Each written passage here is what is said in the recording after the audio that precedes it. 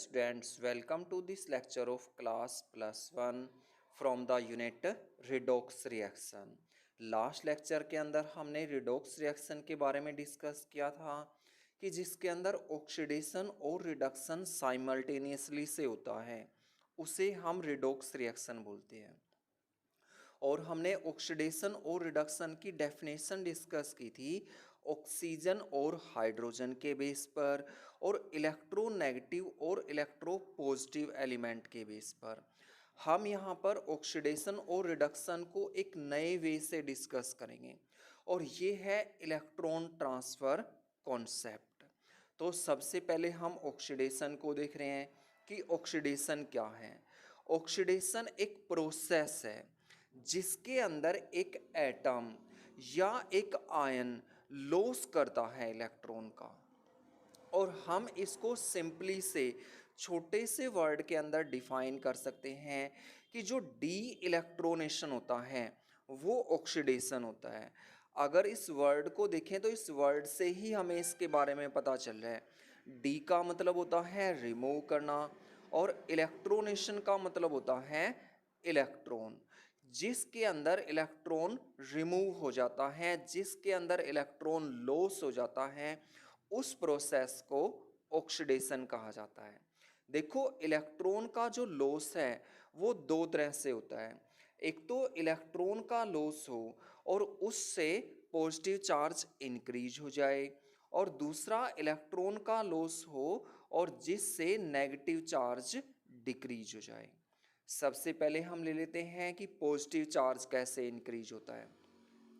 हमारे पास sodium atom है और इसके वैलेंस सेल में एक इलेक्ट्रॉन होता है, और इसलिए ये एक इलेक्ट्रॉन लॉस करके Na पॉजिटिव आयन बना देता है। तो सोडियम एटम के ऊपर कोई भी चार्ज नहीं था, सोडियम आयन के ऊपर एक चार्ज है। तो इस रिएक्शन में क्या हुआ, पॉजिटिव चार्ज इंक्रीज हो गया, इसलिए ये ऑक्सीडेशन है। इसी तरह से मैग्नीशियम के वैलेंस सेल में दो इलेक्ट्रॉन होते हैं, तो ये दो इलेक्ट्रॉन लॉस करके Mg2 पॉजिटिव आयन बना देता है। तो इस रिएक्शन में दो पॉजिटिव चार्ज इंक्रीज हो गया।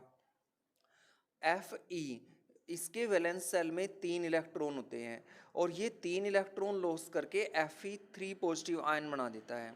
तो यहाँ पर तीन पॉजिटिव चार्ज इंक्रीज हो गया। तो ये तीनों ही रिएक्शंस के अंदर पॉजिटिव चार्ज इंक्रीज हो रहा है और इसलिए ये ऑक्सीडेशन रिएक्शन है। अब हम ले रहे हैं कुछ रिएक्शंस को जिनके अंदर डिक्रीज होता है negative charge. Chlorine negative ion है, इसके ऊपर एक चार्ज है, तो ये एक इलेक्ट्रॉन का लॉस कर सकता है और Cl बना सकता है। अब दो Cl के एटम आपस में कंबाइन होंगे तो Cl2 की फॉर्मेशन हो जाएगी। तो यहाँ पर क्या हो रहा है, डिक्रीज हो रहा है नेगेटिव चार्ज।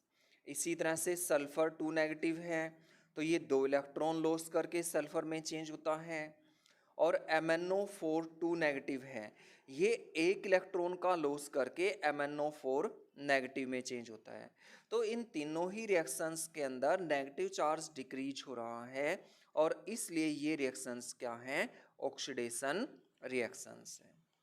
अब हम सेकेंड टर्म को डिस्कस करने जा रहे हैं और सेकेंड टर्म हमारी क्या है, रिडक्शन है।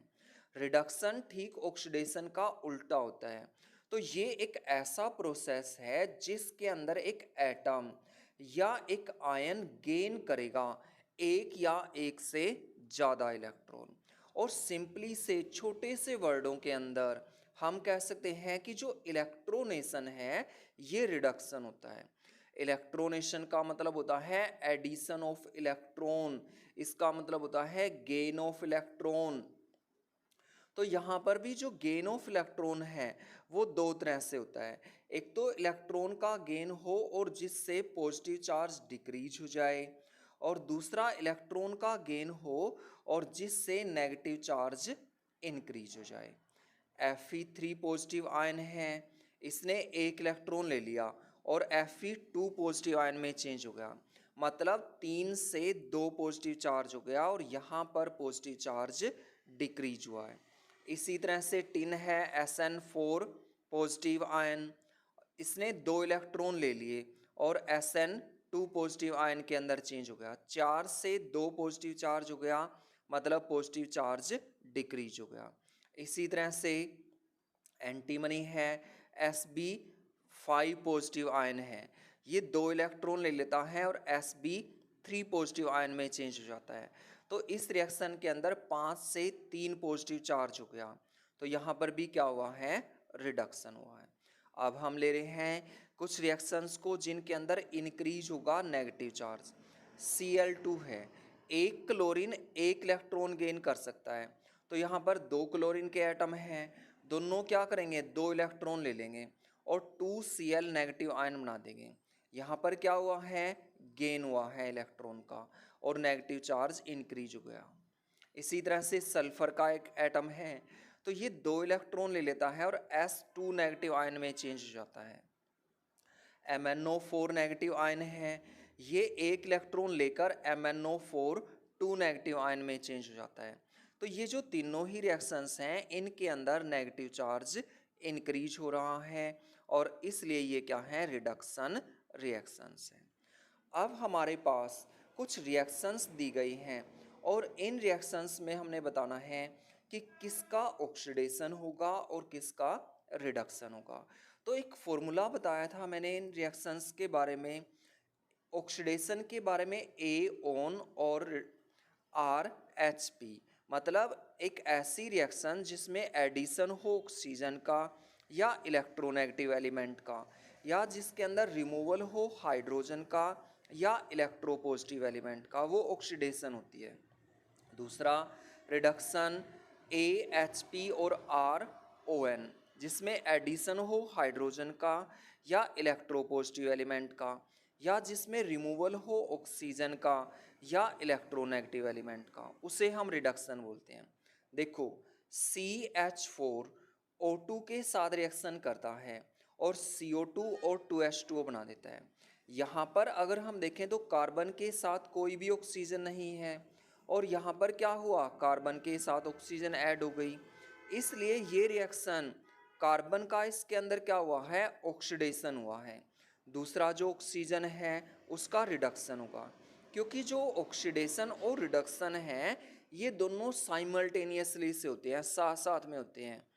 अगर एक रिएक्शन के अंदर एक स्पीसीज का ऑक्सीडेशन हो रहा है तो दूसरे का क्या होगा, रिडक्शन होगा। अब हम सेकेंड रिएक्शन ले लेते हैं, CH2 double bond CH2 ethene है, इसने हाइड्रोजन के साथ रिएक्शन की और CH3 एथेन बना दी, मतलब इस रिएक्शन के अंदर 2 हाइड्रोजन से 3 हाइड्रोजन हो गई और यहाँ पर क्या हुआ है, हाइड्रोजन का एडिशन हुआ है और इसलिए ये हम कह सकते हैं कि एथीन का यहाँ पर क्या हो रहा है, रिडक्शन हो रहा है। दूसरा जो H2 है इसका क्या हो रहा है, ऑक्सीडेशन हो रहा है यहाँ पर। नेक्स्ट एग्जांपल ले लेते हैं, H2S है, ये O2 के साथ रिएक्शन करता है और S के अंदर चेंज हो जाता है। अब H2S में से हाइड्रोजन रिमूव हो गई और हाइड्रोजन का रिमूवल भी क्या होता है, ऑक्सीडेशन होता है और ऑक्सीजन का क्या होगा, यहाँ पर रिडक्शन होगा। नेक्स्ट एग्जांपल ले लेते हैं, HgO है हमारे पास और ये चेंज हो गया Hg+O2 के अंदर। अगर हम देखें तो यहाँ पर इलेक्ट्रॉन कॉन्सेप्ट के बेस पर ऑक्सीडेशन या रिडक्शन को देखना होगा हमें। अगर हम HgO के अंदर देखें तो Hg2 पॉजिटिव आयन है, अब ये किस में चेंज हो गया, Hg में चेंज हो गया। Hg में कैसे चेंज होगा, by the gain of electron change होगा और जिस रिएक्शन के अंदर गेन होता है इलेक्ट्रॉन का उसे हम रिडक्शन बोलते हैं। दूसरा अगर हम देखें तो O है यहाँ पर और O2 नेगेटिव आयन है इसके अंदर और ये किस में चेंज हो गया, O में चेंज हो गया। तो यहाँ पर क्या हुआ है, लॉस ऑफ इलेक्ट्रॉन हुआ है और लॉस ऑफ इलेक्ट्रॉन क्या होता है, ऑक्सीडेशन होता है। दूसरा हम यहाँ पर देख सकते हैं कि एक ऑक्सीजन है और एक से यहाँ पर 2 ऑक्सीजन हो गए इसके अंदर और इसलिए भी कह सकते हैं कि एडिशन ऑफ ऑक्सीजन हो गया और ये क्या है, ऑक्सीडेशन है। नेक्स्ट एग्जांपल ले लेते हैं, मैग्नीशियम सल्फर के साथ रिएक्शन करता है और MgS बना देता है, मैग्नीशियम सल्फाइड की फॉर्मेशन कर देता है। इस रिएक्शन को भी इलेक्ट्रॉन कॉन्सेप्ट के बेस पर एक्सप्लेन करना पड़ेगा। Mg मैग्नीशियम का एटम मैग्नीशियम के आयन में चेंज हो गया, मतलब लॉस ऑफ इलेक्ट्रॉन हुआ है, मतलब ऑक्सीडेशन हुआ है। S चेंज हो गया S2 नेगेटिव आयन के अंदर, मतलब गेन ऑफ इलेक्ट्रॉन हुआ है, और गेन ऑफ इलेक्ट्रॉन मतलब रिडक्शन हुआ है। इस तरह से हम ऑक्सीडेशन और रिडक्शन को फाइंड आउट करते हैं। Thank you.